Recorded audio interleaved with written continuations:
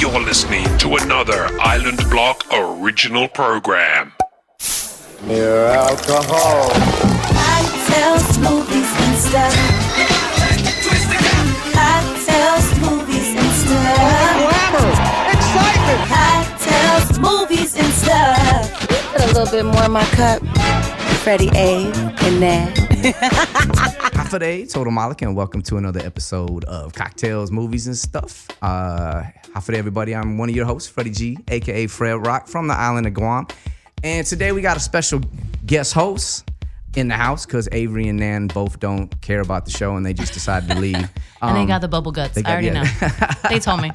So who do we have? We have one of Island Block's very own personalities here. She has her own show, Lip Service, right? Every Wednesday. Yes. In the dark hours, you know, when we're servicing everybody, because that's what we do. She is the very talented, the very beautiful, and the very dangerous Myz Lulu. Oh, welcome. Thank you. I'm so excited to be on your show, Freddie. I know we've been trying to get you on here for a while to come guest host. Okay, just be real. You didn't really want me on here. You're right? crazy. No, we're keeping it island today. We got all island, yes. So yeah, forget Avery and Nan. It's all and so yeah. Today we got two guests. Heavy hitters. Very heavy hitters. Big heavy hitters. Actually, I know one for a heavy hitter because he put me down one time. I'll introduce one. You want to introduce the other? I would love to. Okay, yes. So I'll introduce my man here since we go way back like Pat Sajak. He's a big-time writer. He's been writing on shows like Law and Order, Suits, of course Nip Tuck, which he really was doing this thing on, and now he is the showrunner for the very new show on the History Channel, Project Bluebook. That's right. It's my man, Jablonski. Yeah! Thank you. Happy to be here. Thanks for coming, man. My and pleasure. then, yes, Myz Lulu. And then we have a very, very talented artist. He's a double whammy, right? Like, I don't know if he dances as well. He might on the low. Depends on what we're thinking. Which we will be later on. But I've got Michael Malarkey, his role with Enzo for Vampire Diaries. Really excited to have him, but he's also part of the Bluebook project. Yeah, so that's really awesome. I'm so excited to have you. Because I binge watched Vampire Diaries. I have a little bit of a fetish with vampires, so I was really excited. I'm glad that we have Sean in between us, you know, because it might get a little bloody up in here. You might start feeding yourself. Yeah. So welcome, Michael. Welcome, Sean. Thanks for coming, Thank you. guys. Thanks for coming, you guys. Yes. Pleasure. Yes. So, well, Sean, we were just talking a little bit, just to kind of get back in. Me and Sean were big. Like we were saying, Sean put me down because we and Sean have been boxing together for, 12. It's been at least 12 years. I Like think. 12 years, yeah. You say boxing together. I say getting hit in the face. See, That's what I call it. Sean is the first one to kind of make me realize that I was old and slow, because that's when I finally realized that, yeah, things had changed. I didn't have my speed anymore. I was slow, and then, yeah, he put me down. It was one of the first time I've ever been put down, honestly. For real? Yeah. Well, to be fair, I'm what? How much? A little taller, a little heavier? Yeah, okay. Yes. Just a little bit. Yeah. But I think we both figured out we're getting older too. True, Like it's true. a lot harder now. I every time I get hit in the face now, I was like, why do I keep doing this? I don't really understand. Has boxing been a part of your life, Sean? Huge, yeah. I would for about 20 years. Oh, okay. For about 20 years. Yeah, I started it when I was still living in New York. And it was somebody I worked with who was a boxer and said, you should come on down, and it's a great workout. You know, you're a writer, you sit around a lot. It'd be a great, exercise for you. And I have to say, like, for anybody who's done it or even consider doing it, it's not about fighting. It's really more of a mental exercise. I can't stress it enough. People they're like, oh, you must have a lot of aggression, or you must feel like you got to get out there and hurt people. It is the exact opposite. And Freddie, you can speak much better to this because you have a much more experience than me, but you get hurt when you are angry. Absolutely. Like it's all about trying to calm things. It's about calming your mind.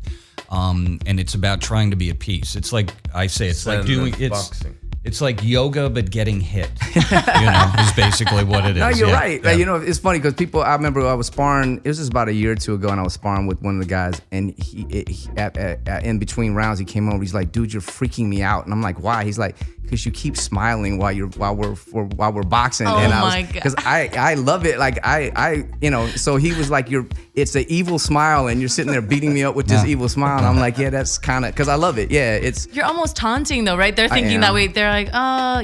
I do. And I you have play this mind games. look. Like that's what Sean's saying. Like I do think that's the one thing that attracted me the most about boxing is it's such a mental game, and it's mental chess. I mean, you're playing chess. It is mental chess. And for me, the mind games are my favorite part. Like that's the mind games are my favorite part. And you really find out who you are. Yeah. Like I think it's because you can have every plan or thought of what you're going to do when you get in there. And when you get hit, you go, oh, am I the guy that fights back? Am I the guy that covers up? Am I the guy that runs? How do I more feel? Defense or How does it offense? take me to get into it? It's a very different... How much can you ever really know about yourself until you get in a fight? That's, you know what? Yes. That's what, Fight Club. $1 Million Fight Club. Yes. 100%. So I actually started my own fight club in high school. which- Really? Yeah, no jokes. Oh. I wanna hear this jokes, story. joke away, but it wasn't a joke. How did that come about? Was it because of the movie? Yeah, that you guys absolutely. got inspired by them? It came out when I think I was in high school. I must have been. And we watched it and we were like, yeah, well, we've never been in fights. So, like, do we really know ourselves? Or let's fight. And it started out. We were in front of the Trail Tavern. I grew up in Yellow Springs, Ohio, which is a very small little hippie town. Antioch University is there. It's famous for that. Dave Chappelle is also from my hometown. Hey. He just moved back. He's what here? Yeah. Yeah, To Ohio. to Ohio. Oh yeah. he Joe went still back lives home. there with his fam. But anyway, we're standing out front of the Trail Tavern downtown, and my friend Travis is like, "Okay, all right, let's do it. Just hit me in the face." Oh my God. Yeah, it's my best friend. I can't hit you in the face, man. What if I hit you in the ear, like in the movie? Anyway, I deck him in the face, and he like buckles over. He's like, starts like shouting. I was like, "Oh, dude, I'm so sorry. You're right." He's like, "No, this is the most exhilarating thing I've felt in forever. Let me hit you." I'm like, "All right, yeah." So we start off just like pegging each other. We went back and forth a few times. It was just like feeling that, like, reverberating in your skull, and it does activate a lot of weird neural things that you're not accustomed to feeling. And then we started arranging fights between different dudes or friends. We ended up out in the woods, and then it became almost like gang wars, and we had Like to stop. There was cultish. almost a lawyer involved. Oh my all this God. crazy stuff. Well, because all the kids were getting back well, there were home other with like crews black and eyes stuff that started shit. wanting to join in. So we had like our whole gypsy punk crew on one side. But the and first this other rule of crew. Fight Club was don't talk about Fight Club. Hey man, we broke that. We talked about definitely broke that. You got to talk about Fight Club when you're in high school because you got to let the girls know, right? Yeah, Hey, did you This have any all girl comes fighters down in there? No. Just had to think about it. I didn't know if that was a trick question. Because I could have qualified. That's really awesome. But nowadays, look, with the girls, I ain't gonna lie now, because I say this as a boxer, back in the day, the girl boxers, I mean, you had a couple that were decent, but they still fought like girls, sort of, the boxers back then. Now, As in when you scratch your yeah. eyes out Right type now, thing. it's well, they pull just, hair. yeah, now the girls look like dudes. Like their technique is, because back in like with we had Christy Martin and Lucille Riker were the only two that kind of had Lucille skills. Riker, yeah. But then, and then a lot of them else just were very robotic, and they didn't have that, that kind of that's the technique down in the rhythm. And even though women have better rhythm, but now, oh my God, these women Yeah. look like they're better than dudes. I think they're killing dudes. Well, it's also celebrated now to be like that as Yeah. a woman, whereas before it was kind of looked at a little differently. Yeah, True. that was- Being feminine and being ladylike, whereas now it's like, yeah, Yeah, good boss, I've got man. muscles. That's what I'm Serena saying. Williams. No, Like, no, I'm just saying, Incredible. women with muscles is like, it's beautiful now, Absolutely. as the trend goes back and forth of more of the housewife and more of the housekeeper. And then now it's like, you know what? I have skills. I can punch people in the face and Well, you can get do it paid all, for you know? it. Yeah. Like we should be able to Absolutely. not box ourselves into a certain thing. Absolutely. And so I was gonna ask you, Lou, with judo, was it the same too? Is it a lot of mental for you? Were you playing a lot of mental games? Yes, and like Sean said, it is really finding out about yourself. With judo, what I love about judo and I will definitely put my own children into it as a first form of art is because judo really celebrates and really focuses on getting in your space and in somebody else's space. So a lot of the time in a fight, we're uncomfortable to get too close to someone. Whereas in judo, you want them close in. You want to be in their space because it's all a leverage game a lot of the time because we're doing throws, we're doing arm bars and chokes and that kind of thing. So you can't do it standing arm length away from each other. So you need to be really close in. And as a female, I love that because I'm very comfortable in conflict on the street. If somebody was to come up and, attack me from the back or from the side or even from the front, that's my zone. That's where I want you to be. It's like, welcome to my web. I'm very comfortable being attacked. Yeah. Bring it on. It's very easy. Yeah. Well, but that's the beauty of judo to me is that you get to just be comfortable in that space, and not panic because a lot of the time you either freeze, when you've never been attacked or you've never been in somebody else's space. And in our society here in the U.S., in Samoa, where I'm from, we're very touchy-feely. We're very happy people, hug, we kiss, all that fun stuff. But here in the States, you don't even say hi to your neighbors. You've been living across the street for 20 years. You don't even know each other, So that's why with judo, I just thought that's my favorite part about it. When I go home, I am going to hip throw my neighbor. Oh, yeah. That's how I'm going to get to know him. Yeah. Welcome to the neighborhood. Nice to see you. Just wanted to get close. Yeah, just really intimate with you. Well, a lot of it's, pretty much every sport has to do with mental game, doesn't it? Yes. And you can see that most obviously in two-person sports like boxing, judo, tennis. Tennis, yeah. You're watching a clash of personalities. You're not watching a clash of necessarily just athleticism. It's like, what are they bringing to the game and how chill are they able to be under pressure? Well, the other big thing is that it's an individual sport. Individual sports are really mind-blowing and mind-fucking. You're like, oh my gosh. When you're trying to counter, like you said, it's a game of war. It's a game of battle, battleships and chess because you have to anticipate the other person's move a lot of the time. And you're not handing it off to a teammate. Yeah, in the middle of that, Tap in, you don't have that. It's you alone, yeah. Absolutely. I know if I was Mata, though, I'd be picking fights with you every day. Mata is my husband. Mata is your husband. You know what? It's so funny.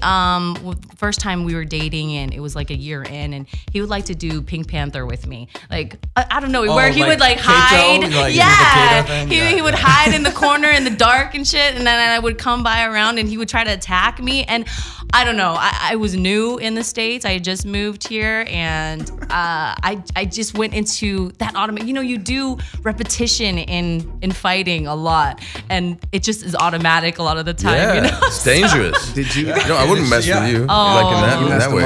I didn't mean to, but it was automatic. I just tossed him or try to like break his arm or something, but then I'd break down crying when he finally was like, "Babe, it's me." I'm like, "Son of a bitch! I swear to God, if you do this shit again, I'm gonna kill you." Well, I surprised a friend once, and he's 6'5". Oh dude. my God, and, you're brave. I was in London, Camden, and I saw him walking under a bridge. I was like, I'm gonna surprise him. Run up behind him and go, hey! He literally puts me in a headlock. I had to go to the chiropractor. Literally threw my neck out. He's like, oh, dude. He's like, oh, I'm so it's you. Hey, what are you doing? It's huge, dude. So you gotta be careful with the sneaky wickies. Exactly. That's hilarious. God. Island Block Radio, powered by Dash. Welcome back to Cocktails, Movies, and Stuff. That was Captain Solitaire by my man here, Michael Malarkey. Dude, I was saying that's one of my favorite songs. Like I was listening to a lot of your stuff, getting ready for this, and yeah, to me it's like if Tom Waits and Lou Reed had a baby. That's kind of where. Man, I'd love to see that. Ugly baby. Yeah. But they'd sound great. It'd be a hard drinking baby too, right? The face for radio. Oh yeah, exactly. Well, thank you, man. I mean, that song, Captain Solitaire, is obviously from my latest EP, but it's almost signifying a certain moving into a different direction. I mean, the older stuff, which I think we'll hear something later, is more of the singer-songwriter approach with a little something else, I hope. Mm-hmm. But I've been looking to kind of move a little bit more away from that heart on sleeve, telling your stories only, you know. And speaking of Tom Waits, who's one of my favorite storytellers, who he tells a lot of other people's stories, and I'm kind of interested in doing that, looking out a bit more, and you know. Yeah. So this is kind of a departure. Also sonically, you know, I experiment with little patterned drum beats and things, and interested in using a little more of that in the studio for the next record. That's cool. If you had to categorize your music, what would you say it is? Music for husbands. Sad bastard music. It was once dubbed sad bastard music by a buddy I know in Atlanta. And I've always said that in interviews. And I don't quite fully believe it, but I just like the sentiment. Yeah. And you started music, has it always been a part of your life, or did you find it later on? Yeah, it's always, I mean, ever since I was young, I first became interested in punk rock and hardcore and ska and that whole scene. And, you know, sing in front of the mirror. I loved the energy of live shows, crowd surfing, the mosh pit. I'd throw myself in there. And it was the first time I really felt, I was always the new guy at schools. I was moving around a lot, always a stranger. And I always felt like coming to a punk show was my family, like that was my community. And the support you get through that, as well as kind of getting out that energy. You know? Right. It's like kids playing, but supporting each other. So my first love for music was punk rock, and I started my own band, a hardcore band, and played with another one for about 5 or 6 years, working in record stores at the time. And this is all before I even started acting. So I had a whole life doing that before. And then I got into acting and trained at Lambda in London, and kept playing all through my years there, and working in the theater, had an acoustic with me all the time, and just been writing all the time. That's I write awesome. a lot. Yeah. Well, I mean, with Captain Solitaire going to your EP, where did that inspiration come from? Or what is Captain Solitaire about for you? Well, I'm not going to tell you, 'cause that would sully the listener's experience. Right? Out of body experience, yeah, if you were somebody else. I kind of have a little thing against saying inspiration for songs, if you'll forgive me there. No, but not at all. I like to leave it open to interpretation for listeners, and I think it's nice to have a song like "I'm the Walrus," you know. Everyone's kind of wondering what it's about, and then John's like, we wrote that intentionally to fuck with them. Everyone's trying to decipher my lyrics and everything, you know. Right. I ain't no John Lennon, but I appreciate that. Yeah. But yeah, it's kind of, a lot of it was, I mean, the EP is 3 songs: Captain Solitaire, Friends, and Bloody Nose. And they're all kind of songs in a way, I guess, thematically, that have to do with the isolation that comes with what I do, you know, where you are quite removed and you become a watcher, and you're very observant of other people, and also yourself, overly observant of yourself when you're an actor. And, you know, there's certain pitfalls that can happen when you're overly observant. But I think the EP kind of covers a little bit of that weird territory. And during the break, I'm definitely going to bring it into, because I thought it was genius. Sean as well thought so. Are you afraid when you start to write a new song or do a new project? And we were talking about fear during the break. And you have to repeat what you said, because it was like... It was pretty brilliant. It was deep. Well, let's see if I can do it justice. Yeah, I said, what would I say? Fear is just adrenaline. It's misunderstood. Misunderstood. Adrenaline. Fear is misunderstood adrenaline. Yes. Yeah. Which, you know, I was talking about being on stage for the first time at the National Theatre, which was very daunting in London, which is a very reputable theatre. I did 2 plays there, and I remember my legs just quivering, because we had to stand there as people were filing in. The 2 brothers. It was a Eugene O'Neill play about these 2 brothers. And I'll never forget thinking that the audience could literally see my legs quivering. And I started thinking, I was like, what is this? I'm excited to be here. I'm ramped up. Like, why am I quivering like this? And I was like, it's literally just energy, just pulsating through me, waiting for an outlet. I'm just waiting to act, that's all. And once I started telling myself that, it started going away. I started channeling it into action, you know. Yeah, channel fear into action. Yeah, that's awesome. Yeah. I forgot Sean the question. No. I answered. You did. Yeah, no, that was... I think you said too during the break. I can't believe I'm remembering this. Which is the idea that, you know, that adrenaline triggers a fight or flight impulse, and you can't fight the audience, and you can't flee the stage. That's right. You know, so it's misunderstanding that idea of what that energy is telling you, and when you channel it into like those creative impulses and give that over to the art, that gives you the, you know, it's channeling. And also, I mean, even art aside, even in relationships and everything else, it really transmits too, because we get so used to just like running. I'm away. taking a walk, or just having it out with somebody instead of standing there and just listening to them. Yeah, right. You know. I'm like, oh yeah, listening. I'm We're like getting taking real it. deep. Wow. Seriously. Yeah. But I love it. No, this We haven't even started drinking yet. I know. Like, just imagine what's gonna happen. So check this out. Yes, we might think that's a good segue. I know, That's a that great was segue. G. Oh man, you're So I had hit up Sean and I said, let me know if you guys have any liquor in mind, and they said they're like, yeah, we were a bourbon. So I hit up Phil, our guy, Phil Collins. His name is Phil Collins. He's okay. amazing.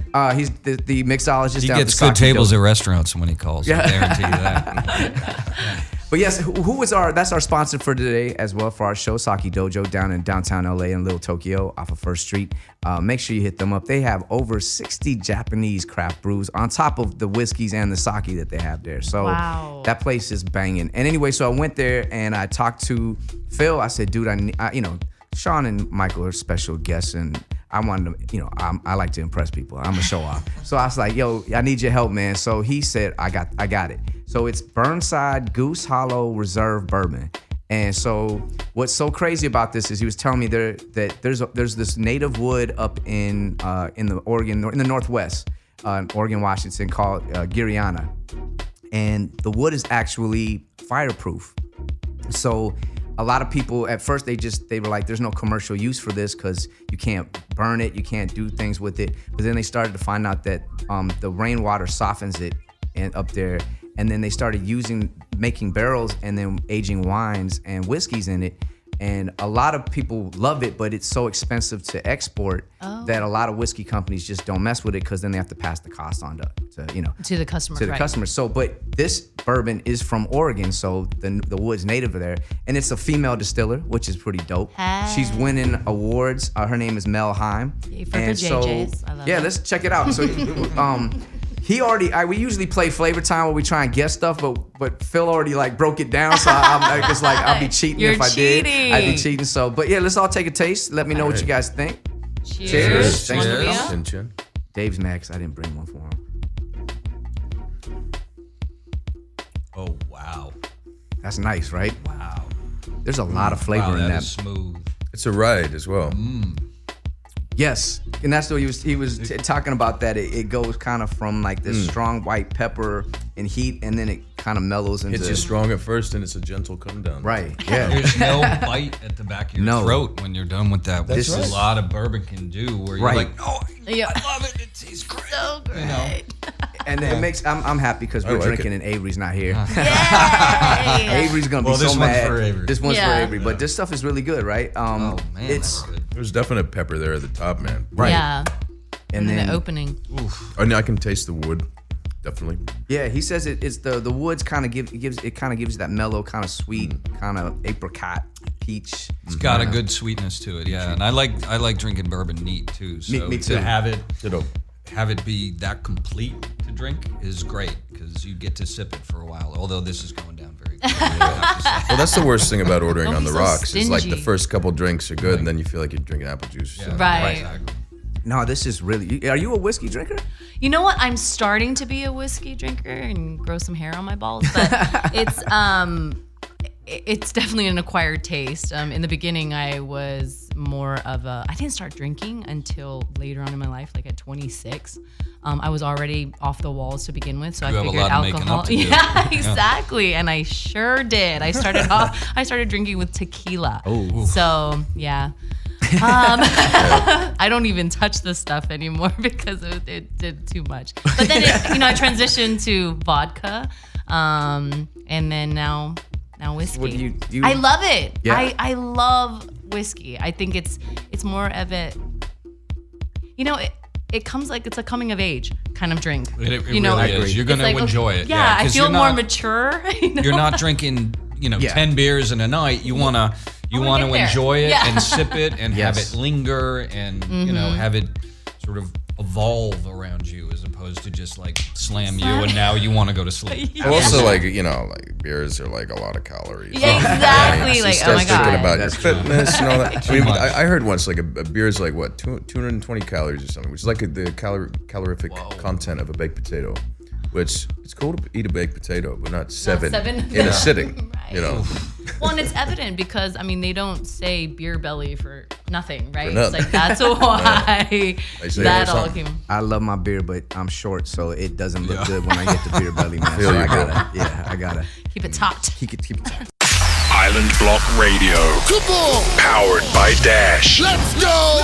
Welcome back to Cocktails, Movies, and Stuff right here on Island Block Radio. That was Chris Whitley, When I Paint My Masterpiece, right? Yes, sir. That was dope. It was like you said, hillbilly Acid music. rock. Yeah, acid music. I dig it. I like that a lot, actually. That's pretty awesome. We all had an extra shot right afterwards because Yeah. the stuff's really good, Oh man. my Oh lord. yeah, cheers. We're Cheers. speaking truth now. Right? We're not responsible for anything else we say. We aren't even here right now. So we got to get into the Project Bluebook. Yes. Blue Book. Sorry. See? It's We're flicked it got me already. again already. Cut him off. Project Bourbon book. Bourbon book. Project Bourbon. But we got Project Burnside if we want bourbon right Yeah. here. Okay, well, just a little quick story. As I was driving up here all the way from Costa Mesa, Jesus Christ. Really? Just like I want to shoot didn't know it myself was in the that- face. Yeah. Oh. No, but the best part is I was listening to the radio and Big Boy was on and he was talking about his topic today was conspiracy theories. And it was so crazy because one of the callers, I think her name was Natalia, and Of course. right, of course it was. And she had talked about her dad being in the Navy and that Area 51 is real. And I'm going, what the fuck? That's You gotta trust the Russians. I'm going into the studio today to talk about Project Bluebook, and just it was serendipitous. It was pretty cool. That's very cool. We did. There was a thing out here in Pasadena called for Alien Con, and it's basically the Comic-Con alien. Comic-Con of aliens, right? So you have all these people that come together and sort of swap stories about things like Area 51 and sightings and whatnot. And we did a panel for the show, Project Bluebook, and somebody got up to talk about an encounter they had. And this was actually a very famous encounter that it was back in 2004, but the Pentagon released footage not that long ago. It was only about 3-4 months ago, I think, or maybe a little longer. Two F-15 pilots who were over San Diego caught sight of a UFO, and it's on film. You can go Google it. It's famous footage now. CNN was playing it, NBC, CBS, all the major networks. And this guy got up to at the panel to ask a question from the audience, and he said, "Yeah, I was there. I was the pilot." He was in the plane behind. He was in the plane behind, right? And he was hearing everything on the walkies. He saw it too. Yeah, it was and incredible because he was literally talking, and we were worried that people were going to try to rush it on. We're like, no, please keep. No, we're all like on the edge of our seat. Keep going. And I don't know if you caught this, but his wife, who was sitting in the audience, like next to him, kept going, "Honey," like grabbing him, going, "Honey, okay, that's enough. That's enough." Right They're now." gonna take you away to the right. Lulu bin. But it's fascinating to me that you have there's so many credible witnesses out there, and there's footage that is indisputable as real footage and Completely taken unexplained. completely unexplained, and then you show that to people on a national level, and everybody kind of goes, "Huh."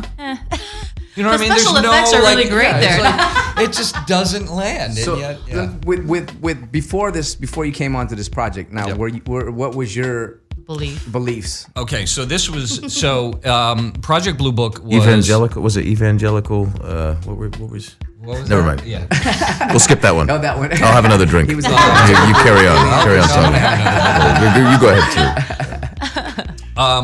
I will say I walked the walk. So the project came about, there was a spec script written by David O'Leary, which was based on an actual an Air Force program from the late 40s to the 60s called Project Bluebook. And it was put together by the Air Force to essentially manage all of these reports that were coming in locally, nationally, about people seeing UFOs. And we, as a country, needed some sort of response, some sort of official way to kind of explain all of this. And because we were also pacify the masses as well, because there was a real, it was on the brink of exploding. We were also, and this is, history repeating itself, we were in a Cold War with Russia at the time. And there was a real genuine fear that whatever was being seen in the sky was also something Russian. And they were spying on us or trying to invade.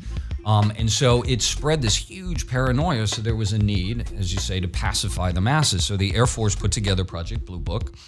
And they were there essentially to basically tell people, okay, they were birds, they were weather balloons, it's not what you think, it's clouds, it's swamp gas, whatever it is. All kinds of weird stuff. And so the show is based on that program, and it follows two characters based on real life people. One of them is a Dr. Alan Hynek, who was an astrophysicist at Ohio State University, recruited by the Air Force to sort of be the everyman, the scientist to kind of come in and help explain away what people are seeing.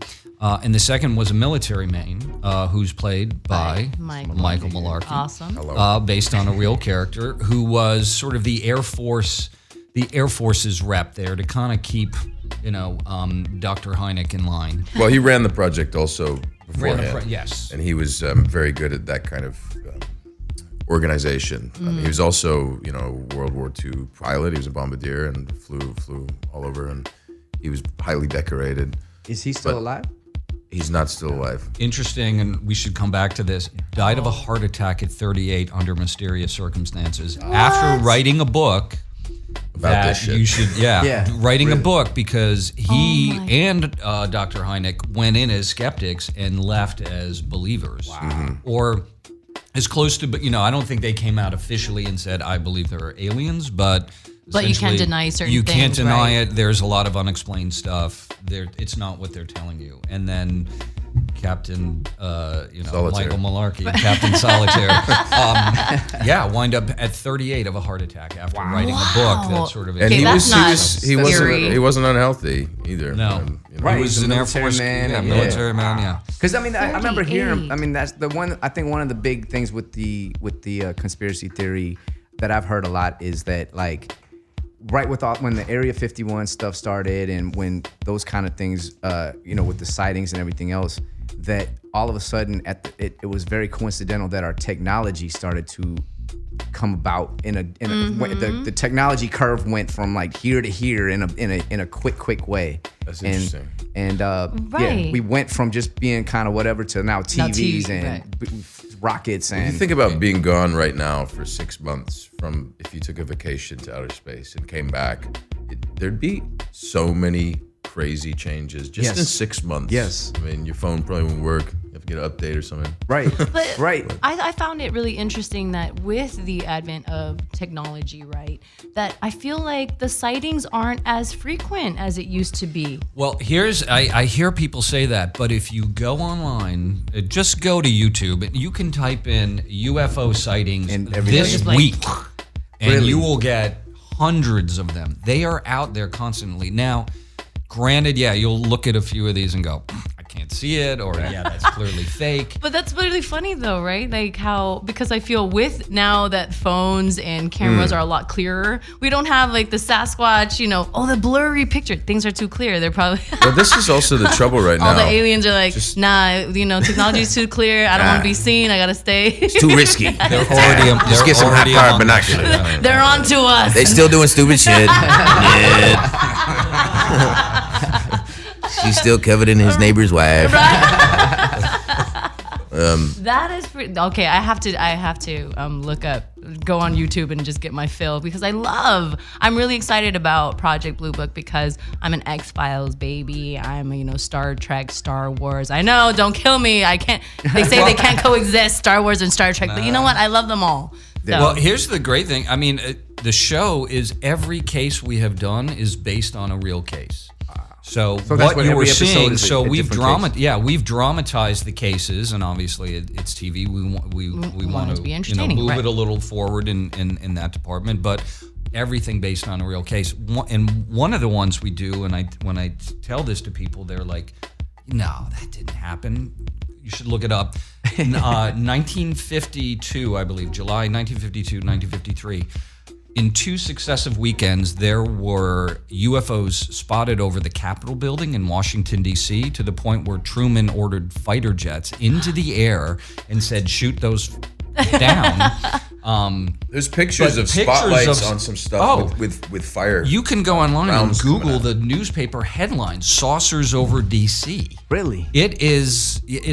It was major news, That's and that crazy. gets He's doing it lost. over there. It's Exactly. well, it's so Yeah. tough for us because growing up in Samoa, we only had our imagination. We only had 2, channels on the TV, so we just made up shit half the time. Anyway, but that's so fascinating to me that's even And then it just kind of gets lost in history, kind of. Lost in history. I think it's because people are wanting that definitive alien to come out. They want to see the ship. Yeah, like, they want to let's see see the him. body.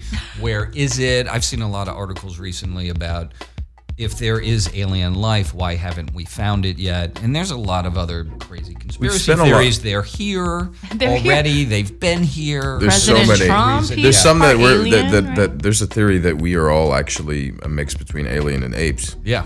That we are actually There was the- Adam and Eve were actually the first crossbreeds of aliens with apes. well, You know, Dave just showed me the picture. Yeah, Dave, so our that's right in engineer, there. just went online and found the with the Capitol building thing. That's crazy.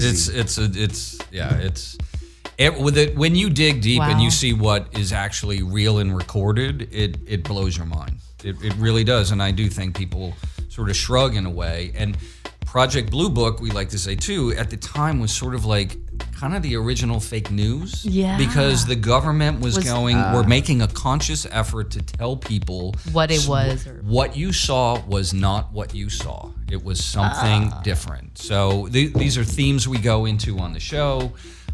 There is a government cover-up involved. It's more than just about aliens and spaceships. It's also a lot of very good character development. It's a really fun ride. absolutely. And I think every character is written so well, and I think everybody really brought something extra to it. You know, I feel like there was what was on the page and what we created there from scratch. And when you have a show like that where all these stars align, it just makes for this kind of magical place of creation. I mean, we were checking in with each other. You'd call me up sometimes, like, are you cool with everything that's going on? You know, any questions about things? And I hit you up like after episode 2 and was like, yo, Sean, I just feel like maybe if there's anything I need to know about in the future, like just as far as like what my character's done, like which would help inform. And so he gave me a couple tidbits, which actually helped, me to go through that journey with a different insight. Did you read? So we were very so connected, exciting. all of us. Yeah. Did you read his book, the one that he wrote that got him? I mean, that he supposedly had a heart attack kind of thing. Is the book out to read? This is Oh, yeah, awkward. yeah. I can't read, so it's very, very awkward. The scripts have to be dictated to. I'll read scripts. Reads me. There's another Tropic Thunder reference there for you. Situation. Did I read his book? I listened to the audio thing. Okay. Just the bits that were kind of relevant, because it dates back to the Project Sign and Project Grudge, which were the 2 preceding projects of Project Bluebook, which were collating unknown phenomena. But Bluebook was the most famous organization and the one that was most efficiently run. And also that was the time when they were seeing the most sightings. I mean, it was 14 something thousand. Yeah, 12,000. God. 12,000 during that time. And it 700 peaked then. that It was the were- peak for some reason in 51. There was some really, and a lot of, and I think there's some credence to this, that there was a belief that it was once we started to get nuclear weapons, we sort of really got the attention of everybody else out there who went, okay, wait a minute, they're going to Don't blow give themselves these. up. And there's some really fascinating stuff. It mostly happened in Russia. Where course it there did. were, well, okay, So but Russian. there were nuclear launch sites, missile launch sites, and we actually do a case like this here on the show. Spot UFOs over these launch sites and would start a countdown on the missile when they weren't doing anything, as a way to sort of show We have control of your stuff. And playing, which is little also babies. why a lot of the sightings, especially during that time, happened in the deserts of the Southwest, where all of our missile testing was during that time. Most of the majority of the reports were out there because they were circling what we were doing. Wow. And also Fascinating stuff, internationally as well, right? There was Big one in Guam. Really? One of the biggest in Guam. Are you serious? I'm not kidding. What? Yeah. I gotta ask my folks then, because Yeah. I mean, obviously they were It there. was a bunch of I don't want to say school children, but it was they literally got off the ship and came down. I mean, it was Guam? widely reported. It's a huge thing. So I would encourage the audience to look into it. It is Absolutely. fascinating. Did you know that? No, I had no Wow. idea. I There's guess a lot they, of you know, great they acid came down going to hang around out at with the us. time. It's probably why I was born, Right? Jay. Yeah. You guys are going to confess something to us now. This is a setup. This was all a setup. I think the aliens knew because Sean knows we got good food. I think they came down for the food. Yeah, they came down for the some food. Schmorl food. Oh my God. They wanted that red rice. All right. Oh, well, it's really exciting. I'm so excited for the project. When does it come out? Yes. January 8th January on 8th. the History Channel. I believe it's a Friday, 10 p.m. right now. I think we're going to be following one of their big hit shows, Oak Island, I believe. Oh, I love that show. Yes, I think it's a huge show for them. But in the meantime, That's if awesome. you need your Blue Book fix, or if this has raised any curiosity for you, go online. Just type in Project Blue Book trailer. You can find it everywhere. The It's trailer been is released. amazing. Yeah, so- It totally piqued my interest, and I can't wait for it to come out. There's also they've dropped IGN, I believe has dropped a little teaser scene as well, where you right, can kind of yes, in see the diner, the right. Hynek Quinn dynamic, which is one of the The main- cruxes of the show. If you got that Yeah. relationship type thing, Kirk then and you Spock. have a show, in my opinion. Oh, I love that. Kirk and There you Spock. go. Yeah. I just love at the end of the trailer, it's like based on true events. And it just, I have It to hooks tell you, you, right? but it had like the chills running down my spine. I'm like, oh, shoot. Like, Well, all it's an this unexplained thing still. We have explanations, but there's not a definitive explanation. So everyone's still fucking wondering. stuff. Right. There's a lot of And somebody's experts out there too. Somebody that knows are- the answers, right? I mean, I already know. Here in our, DC weather somewhere, come on. Yeah. Somebody's got to know something. Tom DeLonge from, I believe it's Blink 182, 182, right? yeah. Has To the Stars. It's basically a organization that's created that he did a great podcast on Joe Rogan, but you can easily find his information. He is dedicated to sort of exposing alien life, says he has some, certain metametals, as they're called, as well as this other evidence that's out there. It's if you look for deep, it, right? it's there, and there's definitely more. There's a lot of good, credible stuff out there. There's plenty of crazy conspiracies. right. Another movie that would be great to watch if you want to convert and be like, wow, I had no idea. It's called I Know What I Saw. And it's a documentary about a group of Air Force pilots, a senator, I believe it's the defense minister of Canada, who all testified before the Senate in an open hearing going, we know what we saw. We are not crazy. Right. You Some of the need most to release compos the mentis people. Yeah, you need to release information. There's something going on. This was an open Senate hearing. Wow. So is any of that stuff like that from like the Project Blue Book and all of that is from the Freedom of Information Act? Can we get some of that stuff now, or is it still recently been Declassified, declassified. yeah. So it was classified up until I can't remember, but not too long Not ago. too I mean, long ago. I feel I like think it it was was like 2000s or 5 something, years, yeah. five years ago, Yeah. or maybe 10. I don't know. So yeah, it's kind of new. I mean, we're riding this wave of all this this declassified algorithm, Yeah. of So what's going essentially, on. your character and the doctor Hmm. are supposed to be. I just picture like Men in Black coming Yeah. in. You guys were supposed to be the ones with the little memory stick, going, "This is not what you see." Right? Is that kind of what your characters were supposed to be? Essentially, like that. Kind of Not making necessarily. sense? Okay. No. It's more. So so my character's named Michael Quinn, but that's not the guy in history's name. But Okay. we'll just say Quinn for Right. now to not confuse anybody. Right. But, Quinn was initially there, just flying out, taking cars, visiting the sites, checking out what was going on, trying to find a plausible explanation. And a completely no matter how. non-believer from the beginning. I mean, at first. He didn't even think about it. Oh, okay. In my opinion. It wasn't, okay, at gotcha. least from my character's opinion, he's an Air Force guy. He's just doing his job. Taking There's probably a orders. part of him that's, thinking about it. But I think that only starts to happen when he starts working with Hynek, who is extremely Eddie. capable and intellectual and Questioning Open-minded, everything. yeah. kind of a superhero in his own way. And I think they kind of inspire each other as the series progresses. I forgot what I was going with that, but yeah. It's the aliens that. and the bourbon, both. Island Block Radio. Welcome back to Cocktails, Movies, and Stuff. That was Mongrel by Mr. Michael Malarkey here. Sad bastard music. I brought a tear to Take 3. Take 3. I love it though. No, I dig that song. It's got it's definitely different from Captain Solitary. For you, Freddie, what did you take from it? Because, he's not going to tell you what it's about. Okay, we've already established that. It just makes me laugh because not laugh, but as the title Mongrel, I mean, Chamorros were all mongrels. We're all mixed up Right. so much. So I was just digging it from that kind of, it kind of made me think of it that way. So Personal Yeah, that's experience. it's kind of a, the Mongrels, because Mongrels is the title of the record too. Yeah. And, it's got this kind of multifaceted title for me in a way, and it's kind of elusive, but at the same time, it does represent, I was born in Beirut, Lebanon. Right. My mom she's half Italian. Arab, half Italian. So cool. My dad's Irish, part German, French, Alsatian, whatever.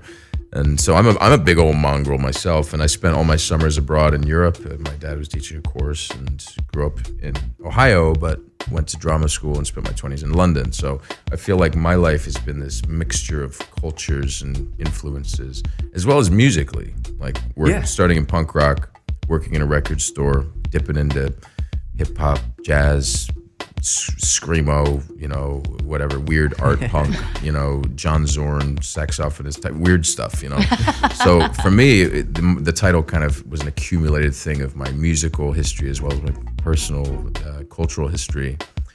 But then the track is, the lyric is the mongrels are howling out my name, the mongrels are coming for me again. It kind of takes on this different thing of this pull of something. Yeah. And that's all I'll say there. But it's kind of like the doldrums or something, I suppose. I love the pulling you into melody darkness. and all of that too. That's why I'm with me. I know some people are lyric people, and then some people are like more melody musical. I'm on the other side, the musical melody, and that's where I was really gravitating towards. So Well, I always run my songs past my wife because she doesn't really pick up lyrics, until she really tries and listens. Where she will just hear the melody. And so when I'm playing songs for her sometimes, if she doesn't immediately kind of connect with it, I know it's You're like, not actually catchy. And I'm not always trying to write a catchy song, Right. but I feel like, if it hooks her ears, then Then just like, it's It's worth getting something. exploring. Okay. You possibly have time to write a song. I just don't know. how you Hotel. It's actually when I'm on the road, when I'm Oh working, my God. when I'm working and on the road. These That's actors, like- you yeah, guys it's sit in like- trailers it's and stuff like that, right? Trailers. I actually wrote probably about half of the new record doing Project Bluebook in my trailer on set. Sometimes I sit there with my headphones. Wow. I can't wait to Construct see things. our name in the line. Thank you to Sean Jablonski for not looking in my dressing room ever. But yeah, it was. I find that, and I heard this from I forget who, but inspiration happens when you're working.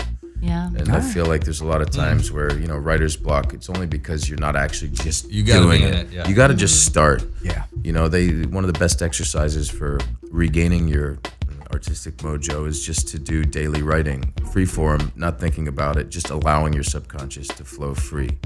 And once you start doing that, then all of a sudden you get inspired by what you're doing and the ideas start to, bubble up and mushroom. The mistake that a lot of people make is they sit and wait for inspiration. it to come. And inspiration, I found, doesn't come if you're waiting. She's fickle.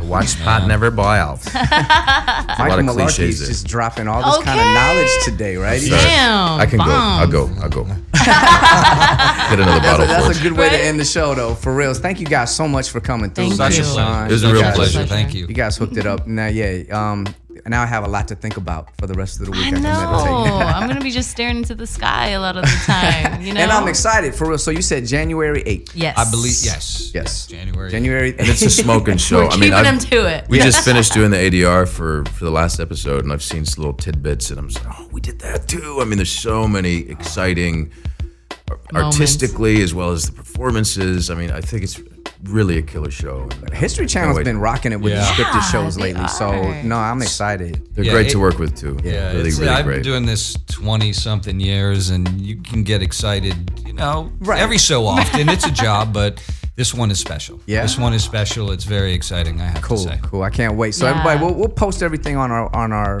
pages and all of that and let everybody know. And so yeah, thank you guys for coming through. Peace. I'm so used to Avery and Nan being here doing our sign-offs, and I'm like, wait, they're not here. You're like, I am all those people in one right There now. you go. That's Lulu. Thanks, Lulu, for helping me out. Thank you so much for having me. You're amazing. Love you, Sean. Love you, Michael. Thank you so much. you. I'm so excited. Can't wait. There it is. I'm a believer. There. Yep, me too. See you guys. Later. You're on Island Block Radio.